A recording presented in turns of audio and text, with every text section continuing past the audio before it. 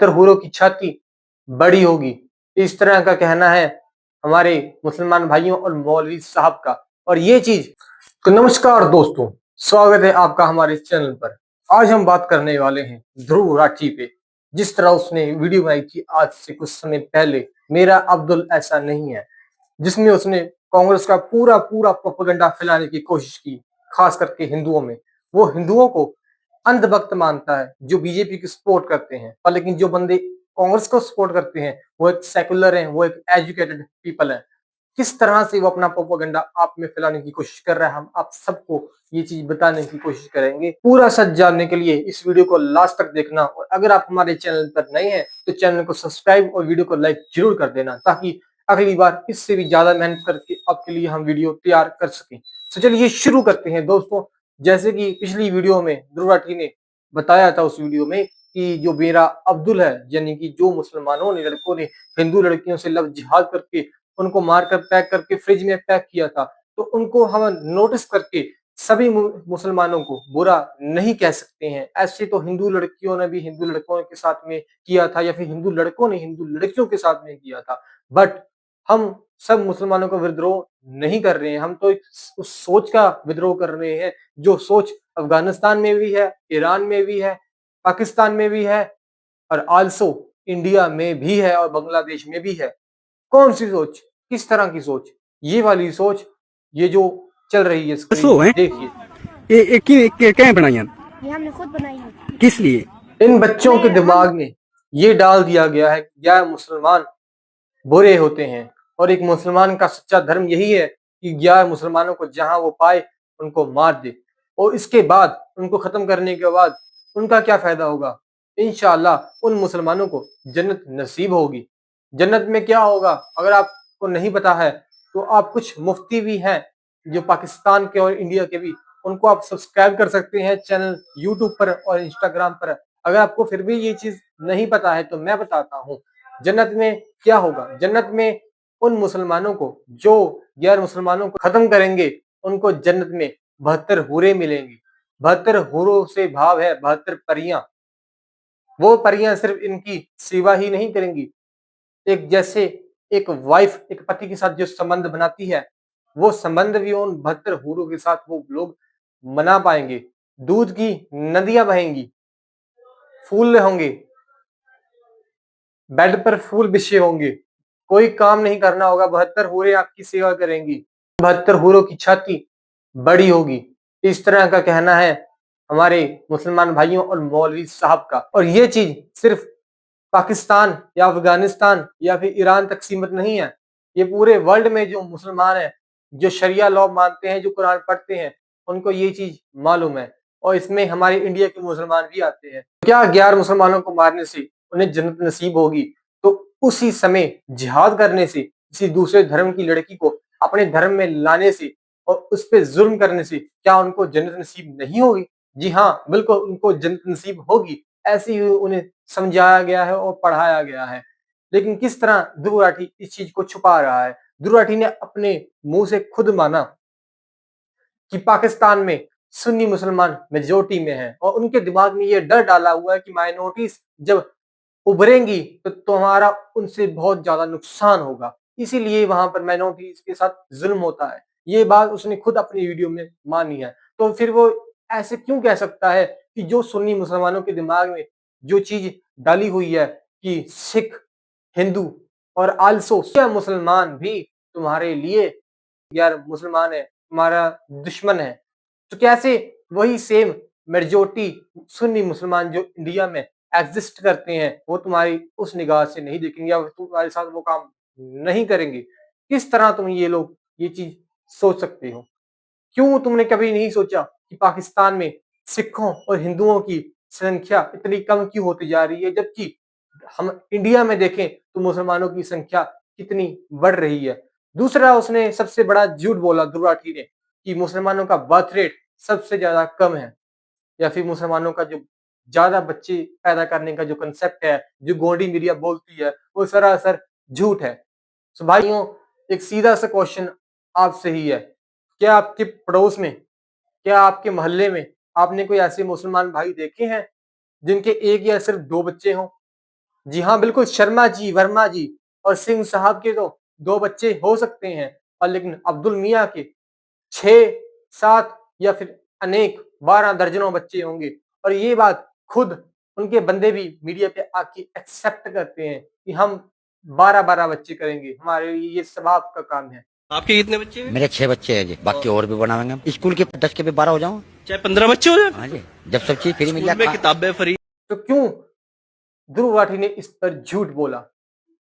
क्यों किसी गाँव में एक 4 से 5 घर मुस्लिम समुदाय के आते हैं और 20 साल बाद वो पूरा गाँव मुसलमानों का बन जाता है? क्यों? इसका रीजन क्या है? ध्रुव राठी को इसका जवाब देना पड़ेगा और इसके साथ साथ ही पर्शिया नाम का एक देश ईरान में तब्दील हो गया। किस तरह वहां से फ्रांसीसी पर्शियन लोग भाग गए या फिर उन्हें कन्वर्ट हो गए? क्या इस्लाम धर्म इतना ही खूबसूरत है? क्या आपको ऐसा लगता है? और ईरान ही नहीं, अफगानिस्तान, पाकिस्तान, मलेशिया, इंडोनेशिया, बांग्लादेश, पाकिस्तान, तुर्की, क्या ये देशों को इतना ही ज्यादा इस्लाम पसंद आया कि जहां पर मुसलमानों का नामो निशान नहीं था, बाद में वो सारी कंट्रीज मुसलमान बन गई? सो क्या है इसका कारण? इसका रीजन क्या है?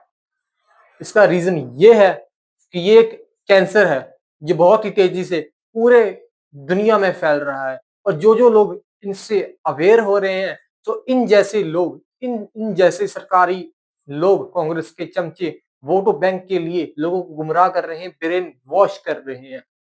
और हालांकि और यही नहीं, धीरे धीरे आप देखेंगे कि पूरा भारत आज से कुछ सालों में, आने वाले कुछ सालों में मुस्लिम राज्य बन जाएगा। यहाँ पर भी शरिया लॉ आ जाएगा, यहाँ पर शरिया लॉ की मांग उठनी चालू हो जाएगी। अगर आपको ये चीज मजाक लग रही है तो यूके में होने वाली रैलीज देख सकती हो।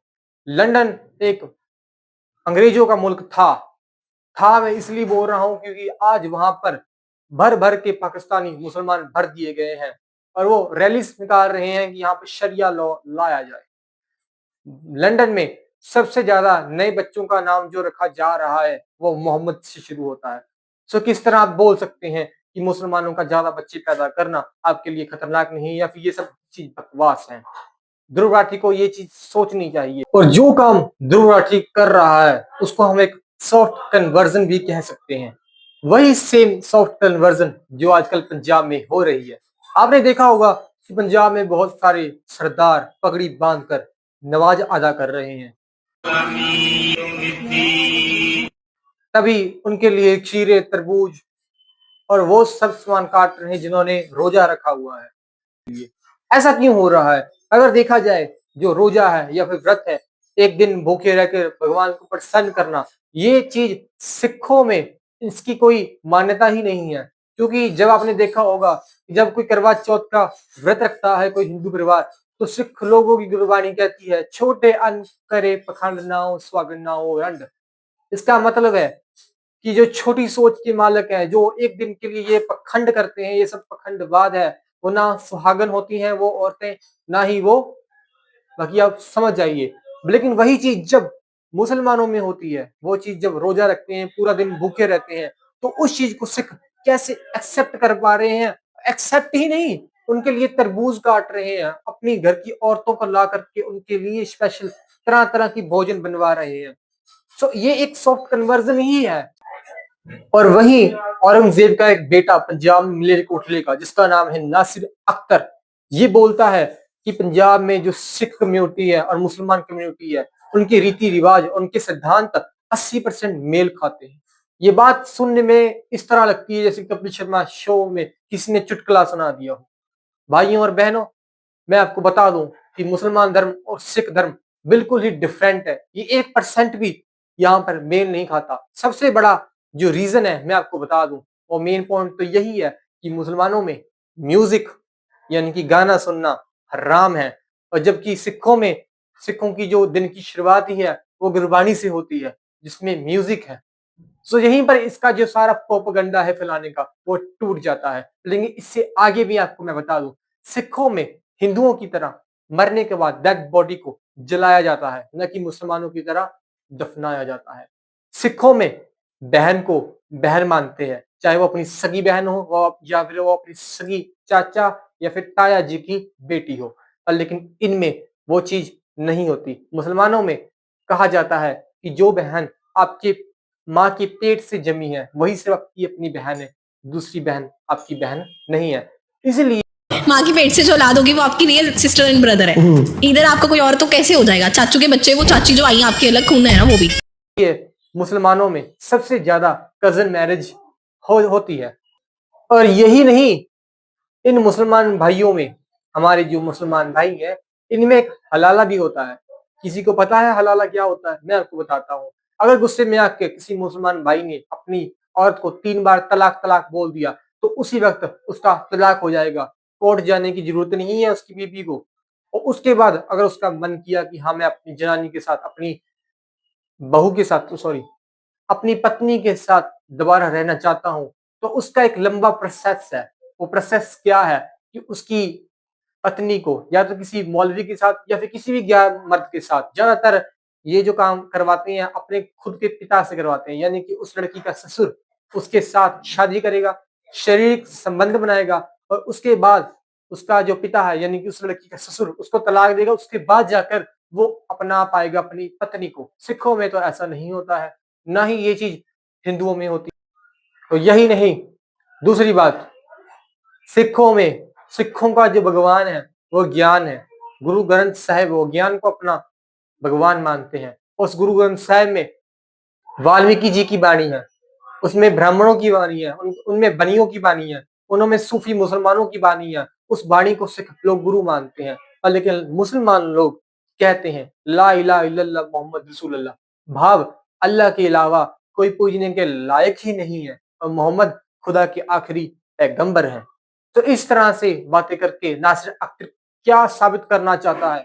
किस तरह से 80% सिख सिद्धांत मुसलमान सिद्धांत मेल खाते हैं? यहीं पर इसका प्रोपेगेंडा फेल होता जा रहा है। इसी तरह की सॉफ्ट सॉफ्ट बातें करके हमारी लड़कियों का कन्वर्जन हो रहा है, फिर चाहे वो हिंदुओं की बेटी हो चाहे वो सिखों की हो। सिखों की मैं क्यों बोल रहा हूँ? खास करके ये ग्रूमिंग गैंग, ज्यादातर मामले जो हमारे सामने आए हैं वह यूके से आए हैं। वही यूके जिसका मैंने आपके सामने जिक्र किया है।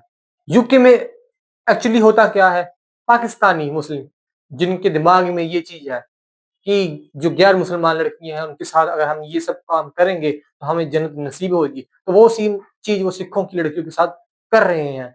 और इनके बहुत सारे मामले सामने भी आ चुके हैं। बट लेकिन इस चीज पर कोई सिख नहीं बोल रहा है क्योंकि उनका सॉफ्ट कन्वर्जन माइंड की तरह कर दिया गया है। अगर आपको इस चीज के बारे में जानना है आप सिर्फ गूगल पर सर्च ही कर दीजिए ग्रूमिंग गैंग इन यूके, सबसे ज्यादा सिखों की लड़कियों का उसमें नाम आएगा। और करने वाले सब के सब पाकिस्तानी हैं, सब के सब पाकिस्तानी हैं। इन सब चीजों का जवाब दे सकते हो दुर्गाठी? क्या नहीं ये सब चीजें बोलने से जो कांग्रेस पार्टी द्वारा तुम्हें फंडिंग आ रही है वो रुक जाएगी? सच को सच कहना, अगर अंधभक्त है तो हाँ मैं भी अंधभक्त हूँ, वो सब हिंदू अंधभक्त हैं। और काश टाइम पर यूके के रहने वाले मूल निवासी भी अंधभक्त बन जाते तो आज उनका देश उनके हाथ से फिसलता नहीं। काश पर्शिया में रहने वाले लोग अंधभक्त बन जाते तो काश उनका देश आज ईरान में तब्दील ना होता। काश बांग्लादेश के रहने वाले हिंदू अंधभक्त बन जाते और काश बंगाल में रहने वाले हिंदू अंधभक्त बन जाते।